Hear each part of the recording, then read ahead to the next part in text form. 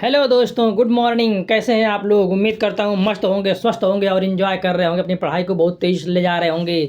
अब चूंकि पीसीएस परीक्षा बहुत करीब आ गई है, मात्र कुछ ही दिन बचे हैं, 27 दिन उसमें बचे हैं और इसमें भी देखा जाए तो बस गिन चुन के बचे हैं, मात्र 25 दिन। तो दोस्तों 50 दिन, मान चलिए 50 दिन आपके पास केवल बचे हुए हैं। इन 50 दिनों में आप कैसे रणनीति बनाएंगे, कैसे तैयारी करेंगे और कैसे पढ़ाई करेंगे कि आप परीक्षा में सफल हो जाएंगे।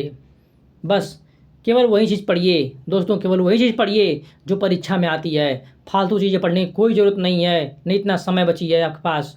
अगर आप चाहते हैं कि परीक्षा क्वालिफाई करें तो फिर आपको टू दी पॉइंट पढ़ाई करनी पड़ेगी और ये देखना होगा कि परीक्षा में आता कौन कौन सा चैप्टर है, क्या क्या आता है। दोस्तों बस आप लोगों की हेल्प करने के लिए मैं कुछ वीडियो लाया हूँ। जो आज 7वीं सीरीज है, पिछले छः सीरीज जो मैं कराया चुका हूँ, 6 क्लास मेरी हो चुकी है। अगर आप लोग नहीं देखे हैं तो जाकर उसको देख लीजिए। दोस्तों आप लोगों की पूरी करंट जनवरी से लेकर जून तक की पूरी करंट मैंने करा दिया है और अब उसमें से केवल बस छठे हुए जो प्रश्न हैं, जो टॉपिक हैं, जो आते ही आते हैं। ये जो क्लास चल रही है, ये प्रत्येक क्लास इतनी महत्वपूर्ण है दोस्तों कि आप लोग देखेंगे कि इन प्रत्येक क्लास में केवल मैं 8 या 9 टॉपिक लेता हूँ, लेकिन इसमें से 2 या 3 टॉपिक ऐसे होते हैं जो परीक्षा में आएंगे ही आएंगे। इससे बाहर नहीं जाएगा क्वेश्चन। बस आप लोग क्या है कि आप लोग बस केवल कंसंट्रेशन बना के पढ़ना है, सपोर्ट करना है। आप लोग नहीं कर पा रहे हैं तो मैं कुछ आप लोगों की हेल्प कर रहा हूँ। बस मेरा अनुभव जो है उसका लाभ उठाइए और परीक्षा में बेस्ट करके आइए। जब परीक्षा देकर आएंगे तो आप कहेंगे कि हाँ रियल में सर जी आपने जो बताया वो बहुत ही महत्वपूर्ण है। इसलिए जो है इस क्लासों को मिस मत करिएगा, पूरी क्लास देखिए, अच्छा से देखिए और बेस्ट करके आइए। दोस्तों ये जो क्लास चल रही है करंट अफेयर, सभी प्रकार के एग्जाम के लिए महत्वपूर्ण है। पीसीएस के लिए, आर के लिए तो ये बहुत बेहद महत्वपूर्ण है। इसके अलावा ये सुपर टेट और जो पुलिस और जो अन्य भर्तियां हैं सबके लिए ये क्लास बहुत महत्वपूर्ण है। इसलिए सभी जो वर्ग के विद्यार्थी हैं वो इसको देख सकते हैं। और चूँकि करंट अफेयर बदलती ही नहीं है, करंट अफेयर सबके लिए एक ही होती है, इसलिए बहुत महत्वपूर्ण क्लास जो है इसको मिस न करे कोई। अच्छा से देखे, पूरा देखे या बार बार 2 से 3 बार रिवाइज करे। एक बार सही देख लेगा ना, एक बार रिवाइज मार देगा, परीक्षा टाइम में उसका तैयार हो जाएगा। दोस्तों मैं इतना समझा के पढ़ा देता हूँ कि उसके बाद आपको ज़्यादा रिवाइज करने की ज़रूरत नहीं पड़ती है। ठीक है, तो इसलिए आप लोग मेहनत लायक पढ़िए, मस्त पढ़िए, इंजॉय करिए, बस पढ़ाई को धार दीजिए अपने। और चूँकि परीक्षा बहुत कम बची है, अब मैं एक क्लास लाने वाला हूँ, बताऊँगा कैसे इसकी रणनीति बनाइएगी परीक्षा की, कैसे पास किया जाए परीक्षा। इस पर भी कुछ क्लासें आएंगी, लेकिन इसको एंजॉय करिए। शुरू करते हैं, ज़्यादा टाइम बर्बाद नहीं करना है क्योंकि परीक्षा बहुत पास में है, इसलिए टाइम बर्बाद करने की कोई ज़रूरत नहीं है। और आप लोग अपनी पढ़ाई को धार दीजिए। तो शुरू करते हैं क्लास, जल्दी शुरू कर देते हैं और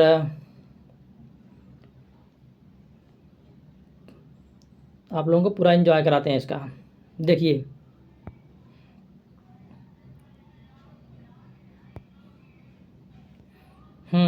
तो पहला क्वेश्चन शुरू हो जाता है। पेंच टाइगर रिजर्व भारत का पहला डार्क स्काई पार्क। पेंच टाइगर रिजर्व भारत का पहला डार्क स्काई पार्क बन गया है। दोस्तों इसको याद रखिएगा, बहुत महत्वपूर्ण है कि जो पेंच टाइगर रिजर्व है वो भारत का पहला क्या बन गया है, पहला डार्क स्काई पार्क बन गया है। पेंच टाइगर रिजर्व को भूलिएगा मत। महाराष्ट्र में है, ये कहाँ पे है? महाराष्ट्र में है। ये पूछ सकता है कि पेंच टाइगर रिजर्व कहाँ पे है, तो महाराष्ट्र में। महाराष्ट्र में पेंच टाइगर रिजर्व जो है PTR भारत का पहला और एशिया का 5वां, भारत का पहला और एशिया का 5वां डार्क स्काई पार्क बन गया। दोस्तों इसका उद्घाटन जनवरी 2024 में किया गया। कब किया गया? इसका उद्घाटन जनवरी 2024 में किया गया है। महाराष्ट्र का पेंच टाइगर रिजर्व भारत का पहला और एशिया का 5वां डार्क स्काई पार्क बन गया है। इसका उद्घाटन जनवरी 2024 में किया गया है दोस्तों। ठीक है, और भारत के प्रमुख टाइगर रिजर्व में से एक पेंच टाइगर रिजर्व 2 राज्यों महाराष्ट्र और मध्य प्रदेश में स्थित है। कहाँ पे स्थित है? यह जो है भारत के प्रमुख टाइगर रिजर्व में से एक जो पेंच है ना, पेंच जो है टाइगर रिजर्व 2 राज्यों में स्थित है, महाराष्ट्र में भी है और मध्य प्रदेश में भी है। इसलिए आप लोग कंफ्यूज मत होइएगा, ये दोनों राज्यों के महाराष्ट्र और मध्य प्रदेश के बॉर्डर पर स्थित है पेंच। ठीक है, तो महाराष्ट्र में पड़ता है और मध्य प्रदेश में पड़ता है।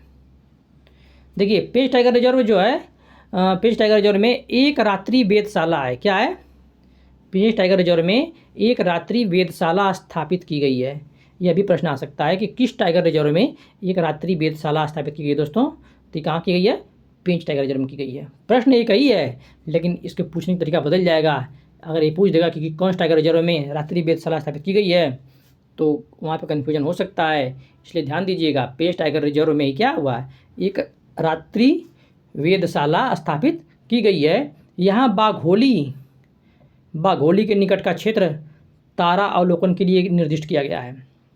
जो बाघोली के निकट का क्षेत्र है वह तारा अवलोकन के लिए निर्दिष्ट किया गया है। ठीक है। और डार्क स्काई पार्क क्या होता है? तो दोस्तों, डार्क स्काई जो पार्क होता है, डार्क स्काई पार्क एक ऐसा क्षेत्र होता है जो आमतौर पर किसी पार्क या वेधशाला के आसपास होता है। ठीक है। डार्क स्काई पार्क का मतलब ये होता है कि जो आमतौर पर किसी पार्क या वेधशाला के आसपास होता है, यह कृत्रिम प्रकाश प्रदूषण को सीमित करता है। क्या करता है? कृत्रिम प्रकाश प्रदूषण को सीमित करता है। भारत का पहला डार्क स्काई सुरक्षित क्षेत्र हानले में स्थित भारतीय खगोलीय वेधशाला IOA है। भारत का जो पहला क्या है, डार्क स्काई सुरक्षित क्षेत्र है, वह कहाँ है? हानले में स्थित भारतीय खगोलीय वेधशाला IAO है, जो एक उच्च ऊंचाई वाला खगोल विज्ञान स्टेशन है। जो एक उच्च ऊंचाई वाला क्या है? खगोल विज्ञान स्टेशन। ठीक है। तथा यह भारतीय खगोल भौतिकी संस्थान द्वारा संचालित है। कि कहाँ संचालित है? यह जो है भारत का पहला डार्क स्काई जो सुरक्षित क्षेत्र है वह हानले में स्थित भारतीय खगोलीय वेधशाला IAO है। ठीक, भारतीय खगोलीय वेधशाला जो एक उच्च ऊंचाई वाला खगोल विज्ञान स्टेशन है तथा यह भारतीय खगोल भौतिकी संस्थान द्वारा संचालित है। यह भी प्रश्न इंपॉर्टेंट है, यह भी पूछ सकता है कि यह जो भारतीय खगोल वेधशाला है इसको संचालित कौन करता है? संचालित करता है इसको भारतीय खगोल भौतिक संस्थान। कौन करता है? भारतीय खगोल भौतिक संस्थान। एक ही टॉपिक से जितनी प्रश्न आ सकते हैं, जितनी प्रकार का प्रश्न आ सकते हैं, जहाँ संभावना बन रही है, मैं उन सारों को जो है मार्क करा देता हूँ। इसको आप लोग ध्यान दीजिए करिए। इसका पोस्टमार्टम रिपोर्ट कवर कर देते हैं हम लोग।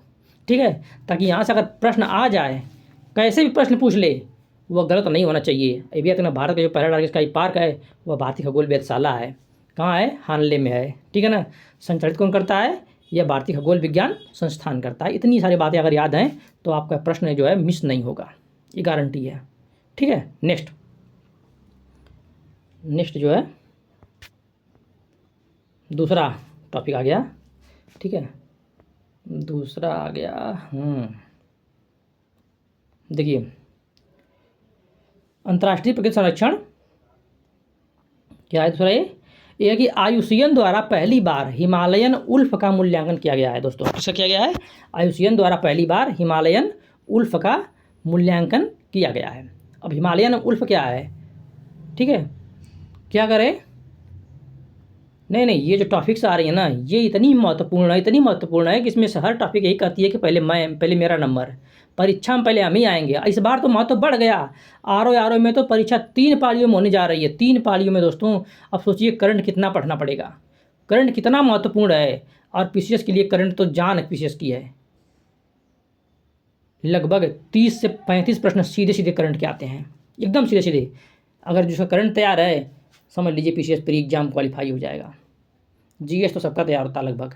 इसलिए अब ध्यान से पढ़िए, एकदम ध्यान से पढ़िए। जब मैं 6 टॉपिक ला रहा हूँ, इन टॉपिकों को ध्यान से एक बार देख लेंगे तो याद हो जाएगी। ठीक है। देखिए, IUCN द्वारा पहली बार हिमालयन उल्फ का क्या किया गया है? मूल्यांकन किया गया दोस्तों, IUCN द्वारा। ठीक है। और अंतर्राष्ट्रीय प्रकृति संरक्षण संघ की रेड लिस्ट के तहत पहली बार, रेड लिस्ट के तहत क्या हुआ है? अंतर्राष्ट्रीय प्रकृति संरक्षण संघ IUCN की रेड लिस्ट के तहत पहली बार हिमालयन उल्फ का मूल्यांकन किया गया है और इसे असुरक्षित वल्नरेबल श्रेणी में वर्गीकृत किया गया है। कैसा है? असुरक्षित। मतलब जो हिमालयन उल्फ है वो क्या हो गया है? अब असुरक्षित श्रेणी में है। ये प्रश्न आ सकता है कि यह किस श्रेणी में है। एग्जाम पूछता है कि जो हिमालयन उल्फ है वह IUCN की लिस्ट में किस श्रेणी में है? तो किस में है? वल्नरेबल में है, यानी असुरक्षित श्रेणी में आ चुका है अब। ठीक है, याद रखना जरूरत है। इस श्रेणी के लिए इसका मूल्यांकन 27 जून 2023 किया गया था। कब किया गया दोस्तों? इसका मूल्यांकन कब किया गया था? 27 जून 2023 में किया गया था मूल्यांकन। ठीक है, नेक्स्ट हिमालयन उल्फ जो है, हिमालयन उल्फ जो है कैनिस ल्यूपस चांको, कैनिस ल्यूपस चांको मतलब हिमालय में पाए जाने वाला एक प्रमुख ल्यूपिन शिकारी है। क्या है? हिमालयन उल्फ जो है वह उसको क्या बोलते हैं? इसका जो रासायनिक नाम है मतलब वैज्ञानिक नाम है उसको बोलते हैं कैनिस ल्यूपस चांको है। ठीक है, और हिमालय में पाए जाने वाला एक प्रमुख ल्यूपिन शिकारी है। आकार के आधार पर देखा जाए इसको तो इसका अनुमानित जो आबादी है वह 2275 से लेकर 3792 के मध्य है। कितना है?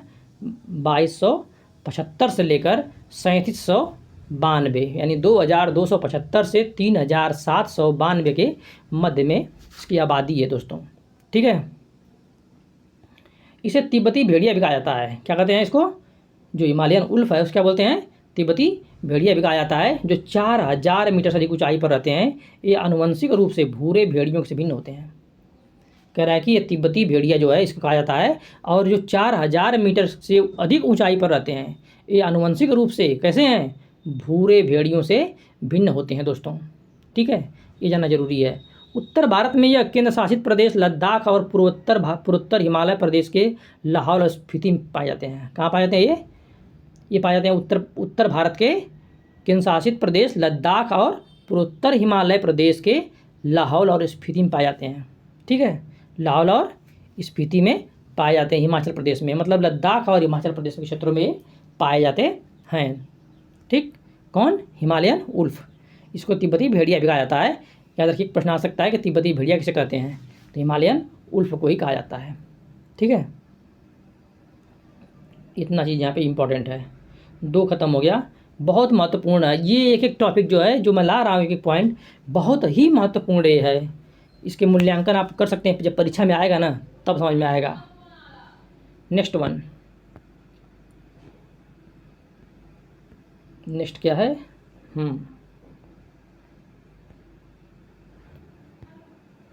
नेक्स्ट है अंबेडकर की सबसे ऊंची प्रतिमा स्टैच्यू ऑफ सोशल जस्टिस का उद्घाटन किया गया। कहाँ किया गया दोस्तों?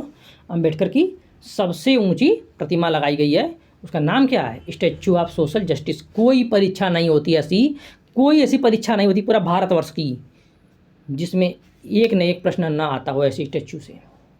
ठीक है, स्टैच्यू ऑफ सोशल जस्टिस, चूँकि ये डॉक्टर भीमराव अम्बेडकर जी की है, संविधान निर्माता हमारे हैं ये। ठीक है, इसलिए इनकी जो प्रतिमा लगाई गई है यह अति महत्वपूर्ण हो जाती है।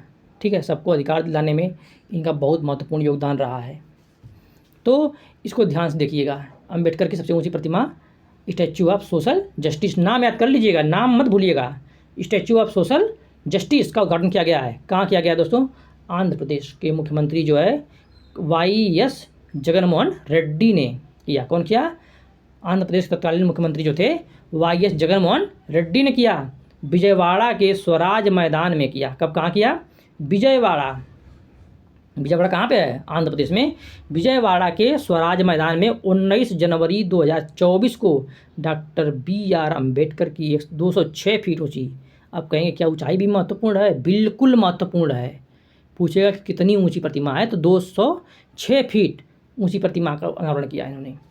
आंध्र प्रदेश के तत्कालीन मुख्यमंत्री जो थे YS जगनमोहन रेड्डी जी कहाँ किए? विजयवाड़ा में, आंध्र प्रदेश के विजयवाड़ा में किया गया, स्वराज मैदान में किया गया, 19 जनवरी 2024 को किया गया। और डॉक्टर BR अम्बेडकर की मूर्ति की जो ऊंचाई कितनी है? तो 206 फीट है दोस्तों।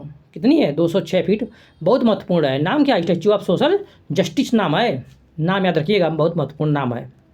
ठीक है, और कैसी प्रतिमा है? जो प्रतिमा है दोस्तों वह कांस्य की बनी हुई है। कैसी है? 206 फीट ऊंची जो प्रतिमा बनी है किसकी बनी हुई है? 206 फीट। कितनी थी? 206 फीट ऊंची जो प्रतिमा थी किसकी बनी हुई है? कांस्य की प्रतिमा बनी हुई है। किसकी बनी हुई है? कांस्य की प्रतिमा बनी हुई है। और इसे सामाजिक न्याय की सबसे बड़ी मूर्ति बताया था। क्या बताया था? सामाजिक न्याय की सबसे बड़ी मूर्ति है ये। कौन सी? Social the statue of social justice, जो डॉक्टर भीमराव अम्बेडकर जी की प्रतिमा है वह विजयवाड़ा में लगाई गई है। ठीक है ना। ऊंचाई कितनी है? 6 फीट ऊंचाई है, कांस्य की बनी हुई यह प्रतिमा, और यह सामाजिक न्याय की सबसे बड़ी मूर्ति है। इन बातों को याद रखिएगा। इस प्रतिमा का निर्माण मूलतः, मतलब कि इस प्रतिमा का निर्माण जो है पूर्णतः मेड इन इंडिया, प्रोजेक्ट के तहत किया गया है। किसका किया गया है? मेड इन इंडिया प्रोजेक्ट के तहत किया गया है। प्रतिमा में 81 फीट का मंच है, जिस पर 125 फीट ऊंची प्रतिमा खड़ी है। इसका मंच कितना है? 81 फीट का मंच है, और प्रतिमा की ऊंचाई कितनी है? 125 फीट ऊंची प्रतिमा खड़ी है। कुल मिलाकर ऊंचाई कितनी टोटल ऊंचाई है? कुल ऊंचाई है 206 फीट। ठीक है, इतना बात याद रखिएगा, इसमें इससे अधिक नहीं पूछेगा। और देखिए कुछ डाटा इसके और दिए गए हैं। कुल 18.81 एकड़ भूमि में फैली है।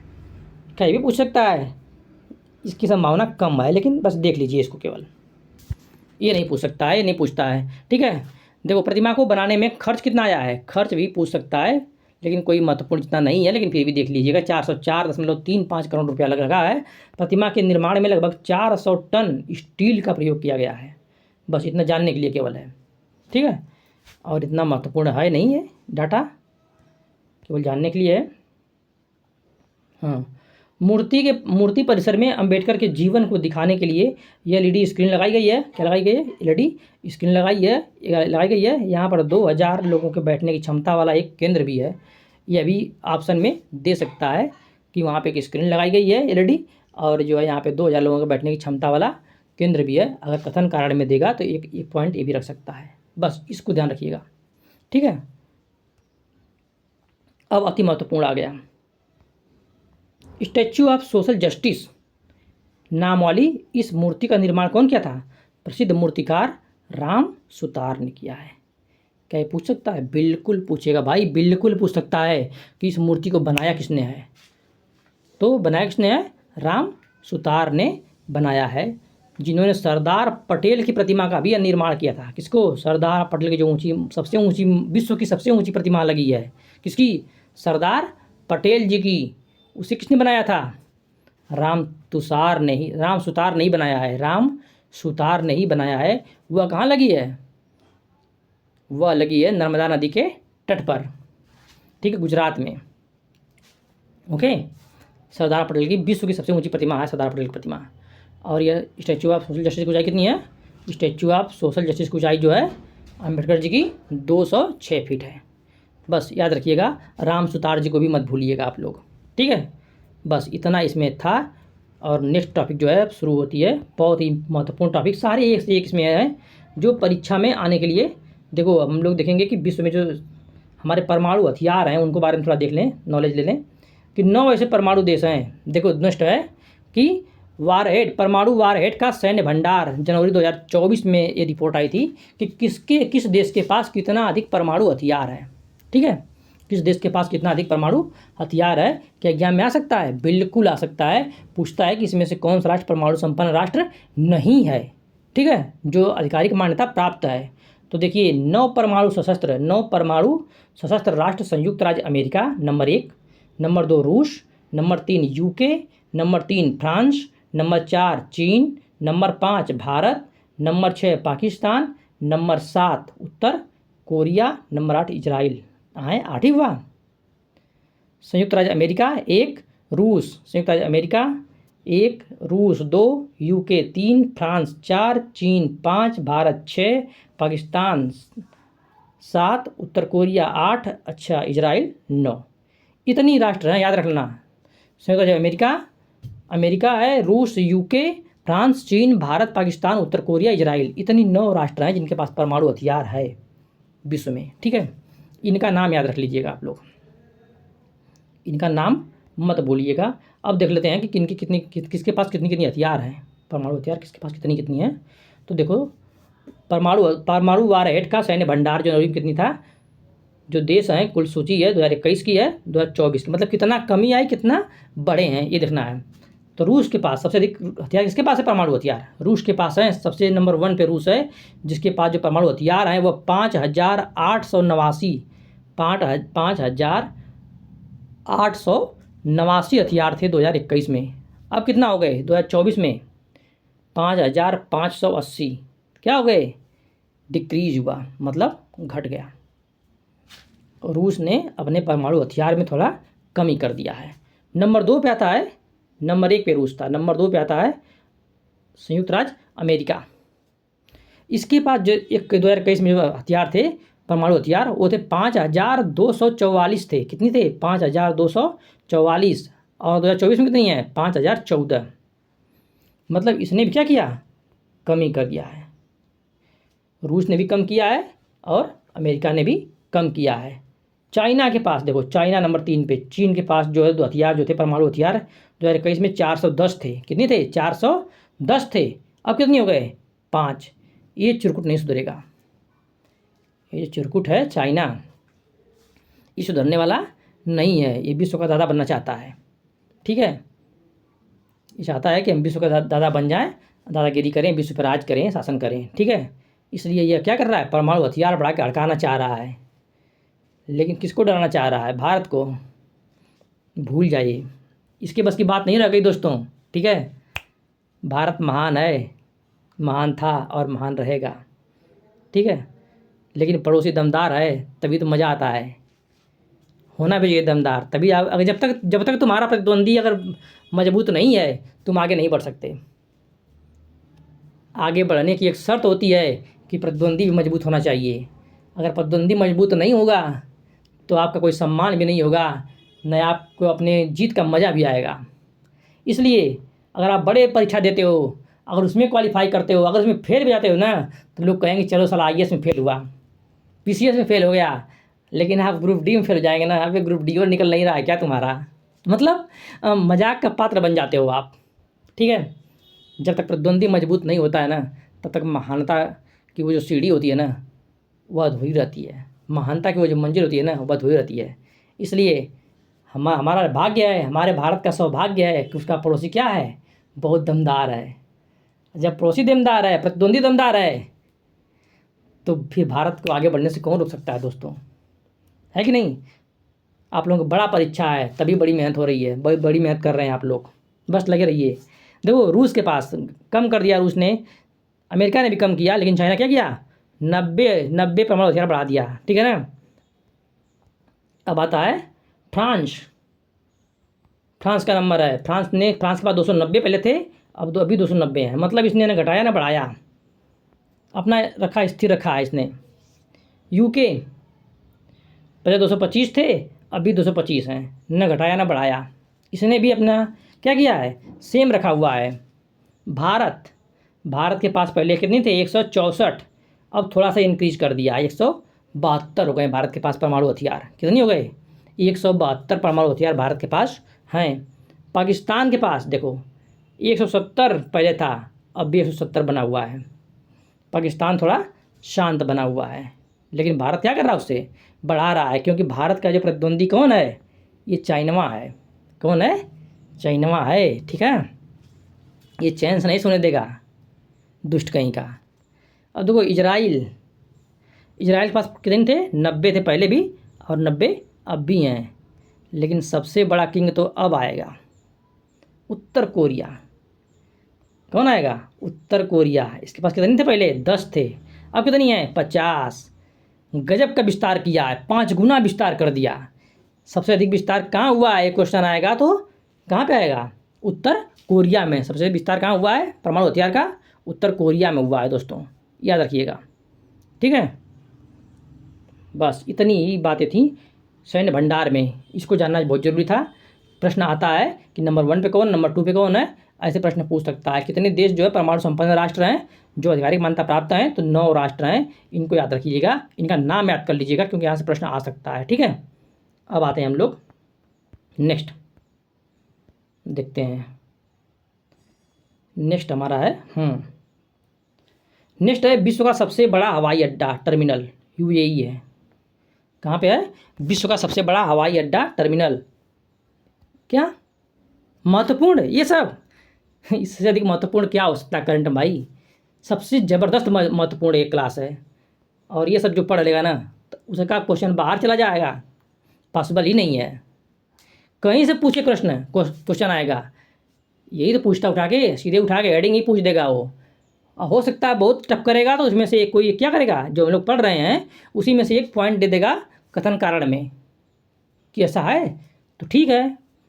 और इसमें एक दे देगा कोई कि उसका नाम क्या है, इसका नाम ये है, तो बस काम गड़बड़ हो जाएगा। यूएई जानते हो, नाम नहीं पता है तो चला जाएगा प्रश्न, इसलिए जानना जरूरी है सबको। देखो, विश्व का सबसे बड़ा हवाई अड्डा टर्मिनल क्या है? यूएई, संयुक्त अरब अमीरात के उपराष्ट्रपति प्रधानमंत्री शेख मोहम्मद, उपराष्ट्रपति हैं और प्रधानमंत्री शेख मोहम्मद बिन राशिद अल मखतूम, क्या नाम है? संयुक्त अरब अमीरात के उपराष्ट्रपति प्रधानमंत्री शेख मोहम्मद बिन राशिद अल मखतूम ने दुबई के, कहाँ पे? दुबई के अल मखतूम अंतर्राष्ट्रीय हवाई अड्डे पर विश्व के सबसे बड़े हवाई अड्डे के टर्मिनल की योजना बनाने की घोषणा अप्रैल 2024 में किया है। कहाँ किया है? अल मखतूम अंतर्राष्ट्रीय हवाई अड्डे पर विश्व के सबसे बड़े हवाई अड्डे के टर्मिनल की योजना बनाने की घोषणा अप्रैल 2024 में उन्होंने क्या किया है। यह टर्मिनल पूरा होने पर अल मखतूम अंतर्राष्ट्रीय हवाई अड्डे की वार्षिक जो क्षमता होगी वह 260 मिलियन हो जाएगी। दोस्तों, कितना हो जाएगी? यह टर्मिनल पूरा होने पर अल मखतूम अंतर्राष्ट्रीय हवाई अड्डे की जो वार्षिक क्षमता होगी वह 260 मिलियन यात्रियों की होगी, जो विश्व के किसी भी अन्य हवाई अड्डे से अधिक होगी। ठीक है। $35 बिलियन की अनुमानित लागत लग रहा है यहाँ। कितना लग रहा है? $35 बिलियन की अनुमानित लागत वाला नया टर्मिनल 400 विमान गेट और 5 समानांतर रनवे से सुसज्जित होगा, जो विमानन क्षेत्र में दक्षता और पैमाने के लिए नए मानक स्थापित करेगा। ठीक है। दुबई एविएशन कॉरपोरेशन द्वारा समर्थित इस टर्मिनल का कुल जो क्षेत्रफल होगा दोस्तों वह 70 वर्ग किमी होगा। क्या इंपॉर्टेंट है? नहीं, बिल्कुल इंपॉर्टेंट नहीं है, बस देखते जाओ, कथन कारण में अगर आ जाए तो कर देना, बस इसीलिए तेज़ी से इसको ख़त्म करते हैं। दुबई एविएशन कॉरपोरेशन द्वारा समर्थित इस टर्मिनल का कुल जो क्षेत्रफल है वह 70 वर्ग किमी है। इसकी वार्षिक कार्गो क्षमता जो है वह 12 मिलियन टन है। यह इंपॉर्टेंट हो सकता है। ठीक है। इसका आकार वर्तमान दुबई अंतर्राष्ट्रीय हवाई अड्डे से 5 गुना बड़ा है। दोस्तों, दे सकता है प्रश्न में कि दुबई अंतर्राष्ट्रीय हवाई अड्डे से कितना है? 3 गुना बड़ा है, 4 गुना बड़ा है, 5 गुना बड़ा है, 6 गुना बड़ा है। कितना बड़ा है? 5 गुना बड़ा है। इतना याद रखना, ये इंपॉर्टेंट है। ठीक, बस इसमें इतना इंपॉर्टेंट था कि विश्व का सबसे बड़ा हवाई अड्डा कौन सा है? टर्मिनल यूएई में बन रहा है। नाम क्या है? अल मखतूम अंतर्राष्ट्रीय हवाई अड्डे के पास ही में इसकी बनाने की घोषणा कर दी गई है। कौन घोषणा किया भाई? जो यूएई के जो उपराष्ट्रपति प्रधानमंत्री हैं शेख मोहम्मद बिन राशिद अल मखतूम ने किया है। इतनी बातें इंपॉर्टेंट है। ठीक है। और ये दुबई अंतर्राष्ट्रीय हवाई अड्डे से 5 गुना बड़ा बनेगा। बस इतनी बात याद रखिएगा, बाकी प्रश्न यहाँ से वापस नहीं जाएगा आगे।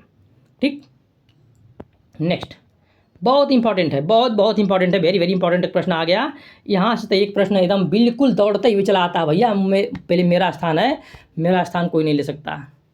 बिल्कुल चिल्ला कहता है कि मेरा स्थान है, सीना ठोक कहता है कि मेरा स्थान है और मेरे बाद ही कोई आएगा। ये प्रश्न यहाँ से कन्फर्म रहता है। ठीक है। हैप्पीनेस इंडेक्स 2024 के शीर्ष 10 देश कौन कौन से हैं? शीर्ष 10 नहीं, शीर्ष 5 तो याद ही कर लो, क्योंकि वह अरेंजमेंट करने के देता है। इतना बेवकूफ़ नहीं है वो कि पहला याद कर लोगे फिनलैंड है तो कर दोगे, नहीं कर पाओगे भाई। वो पूछेगा नहीं ये चीज़। मालूम क्या पूछता है? कि पहले दूसरे तीसरे चौथे दे देगा चारों, कि इसको क्या करो, इंक्रीजिंग आर्डर में, घटते क्रम में, बढ़ते क्रम में इनको क्या करो, लगा दो। बेटा वहीं फेल हो जाओगे। ठीक है। देखो कैसे पूछता प्रश्न है, इसलिए 4-5 तो रट जाना चाहिए बिल्कुल। नंबर 1 पे कौन है? फिनलैंड है। नंबर 1 पे फिनलैंड है। ठीक, स्कोर जाने की जरूरत नहीं है, याद भी नहीं होगा, स्कोर पूछता भी नहीं है, याद नहीं होगा, बस ये याद कर लो बस। नंबर 1 पे कौन है? फिनलैंड है। नंबर 2 पे कौन है? डेनमार्क है। नंबर 3 पे कौन है? आइसलैंड है। कौन है? नंबर 1 पर फिनलैंड, नंबर 2 पे डेनमार्क, नंबर 3 पे Iceland. Finland, Denmark, Iceland. Number 4 पे क्या है? स्वीडन। नंबर 5 पे इजराइल। नंबर 3 पर देखो फिर से, नंबर 1 पे फिनलैंड, याद रखना फिनलैंड, नंबर 2 पे डेनमार्क, नंबर 3 पे आइसलैंड, नंबर 4 पे स्वीडन, नंबर 5 पे इजराइल, नंबर 6 पे नीदरलैंड, नंबर 7 पे नॉर्वे, नंबर 8 पे लग्जमबर्ग, नंबर 9 पे स्विट्जरलैंड और नंबर 10 पे ऑस्ट्रेलिया। इतना बात याद रख लीजिएगा, 5 तो कम से कम याद रखना। फिनलैंड नंबर 1 पे, फिनलैंड नंबर 2 पे डेनमार्क, नंबर 3 पे Iceland, Finland, Denmark, Iceland, Sweden और इजराइल। इतना बात याद होना चाहिए। कितना? Finland, Denmark, Iceland, Sweden, Israel. Finland और डेनमार्क क्या किए? आइसलैंड गए, फिर वहाँ स्वीडन आए, फिर इजराइल घूमने चले गए। ठीक है, फिनलैंड डेनमार्क गया, फिर वहाँ से आइसलैंड आया, फिर वहाँ स्वीडन गया, फिर वहाँ से कहाँ पहुँच गया? इजराइल पहुँच गया। ठीक, और फिर वहाँ से नीदरलैंड तरफ भग गया। ठीक है, और नॉर्वे पहुँच गया। फिर बस इतनी बात रखिए याद। Finland, Denmark, Iceland, Sweden, Israel, इतनी बातें अगर याद है तो फिर आप गलत नहीं कर पाओगे। अब देखो, सबसे टॉप हो गया। अब सबसे नीचे कौन से देश हैं? सबसे नीचे कौन है नंबर 1 पे? सबसे नीचे है अफ़गानिस्तान। कौन है? अफ़गानिस्तान है सबसे नीचे। इसके बाद क्या है? लेबनान, इसके बाद लिसोथो, फिर सियरा लियोन, फिर कांगो किंशासा। क्या इंपॉर्टेंट ये भी है? हाँ, सबसे कम खुश देश कौन सा है विश्व का? सबसे अधिक तो फिनलैंड है, फिर डेनमार्क नंबर 2 पे है। सबसे कम कौन सा है दोस्त? सबसे कम है अफ़गानिस्तान। कौन है? अफ़गानिस्तान, फिर लेबनान, फिर लिसोथो। इसको जानना भी ज़रूरी है दोस्तों, बहुत ज़रूरी जानना इसको है। ठीक है, अच्छा तो नहीं जानोगे भारत क्या स्थान है? क्यों नहीं जानेंगे? भारत बिना जाने तो पूरा भी तो नहीं होगा ये। जब भारत ही नहीं पता, भारत व उसके पड़ोसी देशों की स्थिति जानना बहुत ज़रूरी है। ठीक है, देखो नंबर 1 कौन था? फिनलैंड, नंबर 2 पे डेनमार्क था, याद रखना। सबसे खराब स्थिति किसकी है? तो अफ़गानिस्तान की है। ठीक है, अफ़गानिस्तान की सबसे खराब स्थिति दोस्तों है। भारत व उसके पड़ोसी देश कौन कौन से हैं, उनकी स्थिति क्या है? देखो, चाइना हमसे ज़्यादा खुश चाइना है, 60वीं रैंक पे चाइना है। ये लोग खुश होते नहीं हैं। ये जो है पश्चिमी सभ्यता हमारी जो है ना, वो भारत के प्रति ईर्ष्या का भाव रखती है और दिखाया कि सबसे दुखी भारत ही है। पर्यावरण में सबसे बेकार स्थिति भारत की ही है। ठीक है, मतलब पता नहीं क्यों क्या चिढ़ उसको है, बस ऐसा करती है। अब चाइना कितनी खुश है हम लोगों से, 60वां स्थान पे चाइना है। नेपाल हमसे ऊपर है, 93वां स्थान पे नेपाल है। ठीक है, पाकिस्तान भी हमसे ऊपर है। लो, 108 तो हद हो गई नहीं भाई। पाकिस्तान में लोग भूखे मर रहे हैं, खाने पीने की चीज़ें नहीं मिल रही हैं, लोग तरस रहे हैं, रो रहे हैं, लेकिन क्या दिखाया गया है कि भारत से खुश हैं पाकिस्तान के लोग। ये पूछेगा नहीं, कट। तो चीन का स्थान 60वां है, नेपाल का 93वां है, पाकिस्तान का 108वां है। तो क्या ऐसे पूछ सकता है? याद करना पड़ेगा। बिल्कुल ये दे देगा कि इनका मिलान करो, तो नहीं मिलान कर पाओगे। 60वां पे चीन है, 93वां पे नेपाल है, 108वां पे पाकिस्तान है। ऐसे 4-5 ऑप्शन दे देगा, चीन, नेपाल, पाकिस्तान देगा, उधर दे देगा रैंक 60, 93, 108, 126, ऐसे कर देगा मिलान करो। तो जब तक याद नहीं होगा इनका मिलान करने के लिए कई बार प्रश्न आ चुका है, आ सकता है, ध्यान दीजिएगा इसको, बिल्कुल ध्यान दीजिएगा, कोई लापरवाही नहीं। ठीक है, तो 60 पे चीन है, 93 पे नेपाल है, 108 पे पाकिस्तान है। लो, म्यांमार भी हमसे ऊपर है, 118 पे है। 60 पे चीन है दोस्तों, 60 पे चीन है, 93 पे नेपाल है, 108 पाकिस्तान है, 118 म्यांमार है। और भारत कितना पे है? हमारा जो प्यारा भारत दोस्तों है वो है 126 नंबर पे है। कितनी पे है? 126 नंबर पे हम लोग हैं। कितनी दुख की बात है, मतलब हम लोग म्यांमार से, पाकिस्तान से भी पीछे दिखाया गया हम लोगों को, जबकि ये स्थिति है नहीं, वास्तविकता कुछ और होती है, लेकिन दिखाया कुछ और जाता है दोस्तों। ठीक है, श्रीलंका क्या स्थिति है? 128 है, भारत की 126 है, श्रीलंका की 128 है, बांग्लादेश की 129 है, अफगानिस्तान की 143 है। 143 किसकी है? अफगानिस्तान की है दोस्तों। ठीक है, ये भारत के पड़ोसी राष्ट्र थे। भारत के ऊपर कौन कौन था? चाइना है, ठीक है, चाइना है, और कौन है? नेपाल है, पाकिस्तान है। चाइना कितनी थी? 60 थी, ठीक है, नेपाल की 93 और पाकिस्तान 108, म्यांमार 118 और भारत 126, श्रीलंका 128, बांग्लादेश 129, अफगानिस्तान 143। याद रखिएगा, भारत से नीचे कितनी है? 3 देश हैं, भारत से ऊपर 4 देश हैं, भारत से ऊपर 4 देश दोस्तों हैं। ठीक है, इनको याद रखिएगा। याद हो गया होगा, चाइना 60 पे है, नेपाल 93 पे है, पाकिस्तान 108 पे है, म्यांमार 118 पे है, भारत 126 पे है, श्रीलंका 128 पे है और बांग्लादेश 129 पे है, अफगानिस्तान 143 पे है। नंबर 1 पे कौन था? फिनलैंड था, फिर डेनमार्क था। फिनलैंड था और डेनमार्क था, फिर आइस खाने चले गए दोनों मिलकर, और फिर स्वीडन पहुंचे, फिर वहाँ से इजराइल पहुंच गए, फिर नीदरलैंड पहुंच गए, नीदरलैंड नॉर्वे पहुंच गए। ठीक है, ऐसे है Finland, Denmark, Iceland, Sweden, Israel, Netherland, Norway. इतना याद रखिएगा। बाकी सबसे नीचे याद रखिएगा कि अफगानिस्तान था, फिर लेबनान था, सबसे नीचे था। भारत के पड़ोसी देशों में चाइना जो है, चाइना का स्थान 60वां है, नेपाल 93वां है, पाकिस्तान 108वां है, म्यांमार 118वां है, भारत 126वां पे है, याद रखना है बहुत अच्छी तरह से। और श्रीलंका जो है 128 पे है, बांग्लादेश 129 पे है और अफगानिस्तान 143 पे है। बस इतनी याद रखिएगा, यहाँ से एक प्रश्न पक्का आने वाला है।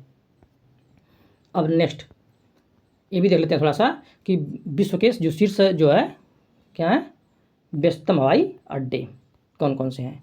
ये भी पूछ सकता है सबसे अधिक व्यस्तम हवाई अड्डा कौन सा है विश्व का, ये प्रश्न आ चुका है ऐसा एक बार। ठीक है, देखो शीर्ष 10 व्यस्तम हवाई अड्डा के नाम पढ़ेंगे तेजी से, बस रैंक देख जाओ एक बार। नंबर 1 पे कौन सा है? अटलांटा है। अटलांटा हवाई अड्डा कहाँ का है? अमेरिका का है, सबसे अधिक व्यस्त हवाई अड्डा यही है। नंबर 2 पे कौन सा है? दुबई है। दुबई कहाँ पे है?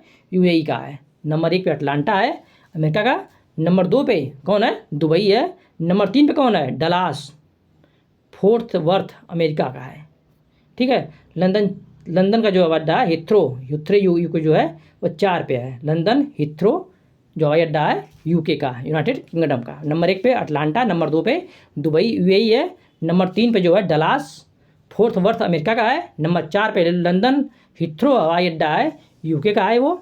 ठीक है, और याद रखिएगा नंबर 5 पे कौन सा है? नंबर 5 पे जो है वह टोक्यो हनैडो जापान का है, और नंबर 6 पे जो इसका नाम है डेनेवर कहाँ का है? अमेरिका का है। नंबर 7 पे जो इस्तांबुल है तुर्की का, और नंबर 8 पे लॉस एंजलिस अमेरिका का है। नंबर 9 पे शिकागो भी अमेरिका का है, और नंबर 10 पे आता है भारत का आईजी दिल्ली, आईजी नई दिल्ली, मतलब इंदिरा गांधी हवाई अड्डा है नई दिल्ली वाला। कितने नंबर पे है? 10 पे है। याद रखिएगा कि भारत का जो रैंकिंग है, पूछ सकता है प्रश्न कि सबसे व्यस्तम हवाई अड्डे में जो दिल्ली की रैंकिंग, दिल्ली अंतर्राष्ट्रीय हवाई रैंकिंग क्या है? इंदिरा गांधी हवाई अड्डे का। तो दिल्ली के इंदिरा गांधी अंतर्राष्ट्रीय हवाई अड्डे का रैंकिंग जो है वह 10 है विश्व में। कितनी है? 10 है। किसमें? सबसे व्यस्तम हवाई अड्डों में 10वें नंबर पर है हमारा इंदिरा गांधी अंतर्राष्ट्रीय हवाई अड्डा दिल्ली वाला। नंबर 1 पे कौन था? नंबर 1 पे था हमारा अटलांटा, नंबर 2 पे दुबई यूएई का था, नंबर 3 पे दलास था फोर्ट वर्थ अमेरिका का, नंबर 4 पे लंदन का था हिथ्रो हवाई अड्डा, नंबर 5 पे टोक्यो होनैडो जापान था, नंबर 6 पे डेनेवर था अमेरिका का, नंबर 7 पे इस्तांबुल तुर्की था, नंबर 8 पे लॉस एंजलिस अमेरिका था, नंबर 9 पे अमेरिका है, नंबर 10 पे जो है आईजी दिल्ली। कितनी अमेरिका के हैं टॉप 10 में? ये भी पूछ सकता है, बिल्कुल कुछ भी पूछ सकता है भाई, वो तो कुछ भी। देखो 1, नंबर 2 पे 2 और 3, 4, 5 टॉप 10 में जो 5 अंतर्राष्ट्रीय हवाई अड्डे हैं व्यस्ततम, वो कहाँ के हैं? अमेरिका के हैं। इसको याद रखिएगा, इससे बाहर वो कुछ नहीं करेगा, उसकी औकात ही नहीं है पूछने की। ठीक है, सबसे महत्वपूर्ण प्रश्न आ गया, सबसे महत्वपूर्ण। इससे महत्वपूर्ण प्रश्न जो है, जिस तरह से हमारा वो प्रश्न था हैप्पीनेस रिपोर्ट, उससे भी महत्वपूर्ण ये प्रश्न आ गया। यहाँ से एक प्रश्न तो बनना है, पेपर आउट प्रश्न है, इसे नोट कर लीजिएगा। वेरी वेरी इंपॉर्टेंट है ये, वेरी वेरी इंपॉर्टेंट। इसको नोट कर लीजिएगा, ये प्रश्न आने वाला है, कोई रोक नहीं पाएगा इसको। बिल्कुल एक खड़ा है सबसे नंबर 1 पे आके, और ये कह रहा है कि मैं हटने वाला नहीं हूँ, चाहे तुम जो करना कर लो, मैं तो आऊँगा ज़रूर। इसलिए इसको ध्यान रखिएगा, बिल्कुल ध्यान रखिएगा। स्पेन जो है अंतर्राष्ट्रीय सौर गठबंधन का 99वां और पराग्वे 100वां सदस्य देश बन गया। स्पेन 99वां बन गया और पराग्वे 100वां बन गया। दोस्तों, यह प्रश्न आने वाला पेपर में है, कोई नहीं रुक सकता इसको।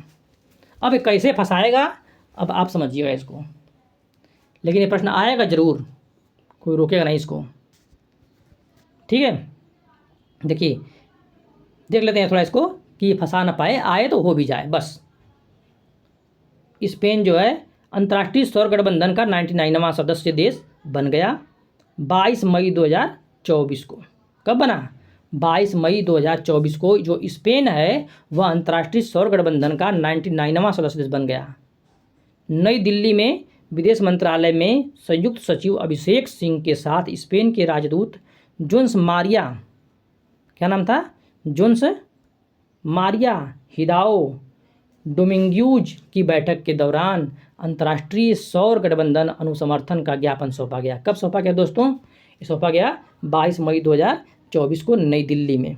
ठीक है, जो विदेश सचिव हमारे अभिषेक सिंह हैं, उनके साथ स्पेन के राजदूत हैं जॉन समारिया साहब हैं, इनके बीच करार हुआ और 99वां सदस्य बन गया अंतर्राष्ट्रीय सौर गठबंधन का स्पेन। ठीक, इसको मत भूलिएगा।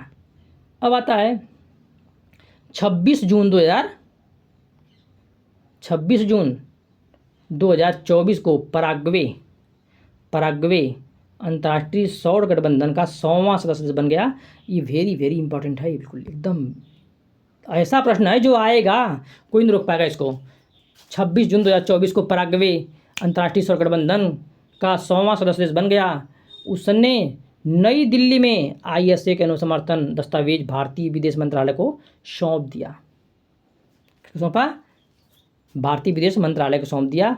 अंतर्राष्ट्रीय सौर गठबंधन ISA अपने सदस्य देशों में ऊर्जा तक पहुंच लाने और सुरक्षित ऊर्जा के लिए कह रहा है कि अंतर्राष्ट्रीय जो हमारा सौर गठबंधन है ISA अपने सदस्य देशों में ऊर्जा तक पहुंच लाने, ऊर्जा सुरक्षा सुनिश्चित करने और ऊर्जा परिवर्तन को आगे बढ़ाने के साधन के रूप में सौर ऊर्जा प्रौद्योगिकियों की बढ़ती तैनाती के लिए एक सहयोगी मंच है दोस्तों।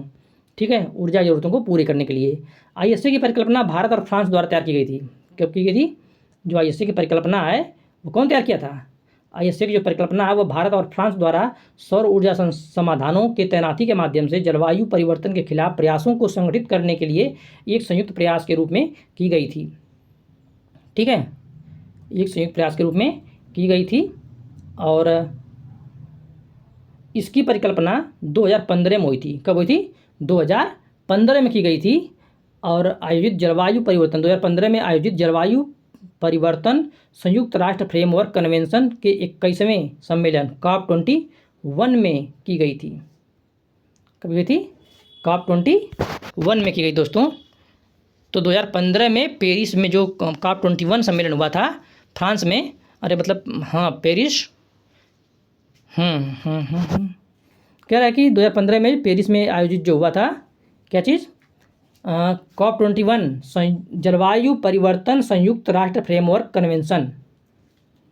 क्या नाम है? जलवायु परिवर्तन पर संयुक्त राष्ट्र फ्रेमवर्क कन्वेंशन के 21वें सम्मेलन में। ये भी पूछ सकता प्रश्न, पिछली बार भी आया था, कहाँ अपनाया गया था जो ISA को? तो 21वें COP21 सम्मेलन में अपनाया गया था दोस्तों। ये कहाँ हुआ था? पेरिस में हुआ था। किस वर्ष हुआ था? 2015। क्या साल इंपॉर्टेंट है? बहुत इंपॉर्टेंट साल है, 2016 कर देगा वहीं, इसलिए साल याद करना। 2015 में ISA आया था। इसका मुख्यालय कहाँ पे है? ये तो पता ही है, हेडक्वार्टर गुड़गांव में है, भारत के गुड़गांव में ही है। ठीक है, इस प्रकार जो है ये महत्वपूर्ण टॉपिक थे जो मैंने आप लोगों को बताया, इसको पढ़ाया, इसको बार बार रिवाइज करिए। अगर क्लास अच्छी लगी हो, समझ में आई हो, अगर लगा कि हाँ रियल में ऐसे प्रश्न जो हैं एग्जाम में आते हैं, यही प्रश्न आते हैं, बिल्कुल छठे प्रश्न हैं, तो आप कृपा करके चैनल को सब्सक्राइब कर दीजिए, शेयर कर दीजिए, और जिससे मेरा मनोबल बढ़ता रहेगा। मैं ऐसे ऐसे टॉपिक्स आप लोगों के बीच लाता रहूँगा। अगर नहीं करेंगे सब्सक्राइब, नहीं करेंगे शेयर, तब भी मैं लाऊँगा। ठीक है, वो मैं बोल दे रहा हूँ। अगर आप लोग कर सके तो अच्छी बात है, मेरे लिए थोड़ा सहायता हो जाएगी। ठीक है, मुझे अच्छा लग जाएगा, मुझे लगेगा कि हाँ मेरा सहयोग मिल रहा है मुझे, तो मैं और अच्छा करूँगा। ठीक है, और नहीं करेंगे लोग तो भी मैं अच्छा करूँगा, क्योंकि हमारा प्रण है, मैं आप लोगों को बेस्ट कराऊँगा और एग्ज़ाम क्वालिफाई करा के छोड़ूँगा। दोस्तों रुकेगा नहीं आप लोगों का, मैं चाहे जहाँ से मुझे करना पड़े। अभी मैं ये ख़त्म करके बहुत तेज़ी से 1-2 क्लास और लाऊंगा इस पर, घटना से ख़त्म करके जो नई आई हैं किताबें मैं उनको लाऊंगा, पूरा उनको ख़त्म करा दूंगा। अभी इसके बाद GS की मैं शुरू करने वाला हूँ, आज या कल से मैं GS की पूरा शुरू कर दूंगा। जो क्लास हैं सारी पढ़ा दूंगा। अभी इतिहास, भूगोल, विज्ञान देखा जाए तो सारा चीज़, पर्यावरण से लेकर संविधान से लेकर जितनी चीज़ आएंगी सबकी मैं क्लास दे दूंगा आप लोगों को। बस उतना ही पढ़ जाएगा जितना मैं दे रहा हूँ, अगर उतना पढ़ लिया आप लोगों ने, फ्री नहीं रुकेगा, फ्री नहीं रुकने दूंगा, बस गारंटी मेरी है इस बात की, विश्वास कर लीजिएगा। और इतना कर पाते हैं तो बहुत बेस्ट करेंगे। ठीक है ना, जाइए अपना पढ़ाई करिए, एंजॉय करिए, मस्त रहिए। अगर क्लास अच्छी लगी हो तो फिर से एक बार कहूँगा कि सब्सक्राइब करिए, शेयर करिए, लाइक करिए और एंजॉय करिए, पढ़ाई करिए। ठीक है, चलते हैं। गुड बाय बाय सभी लोगों को।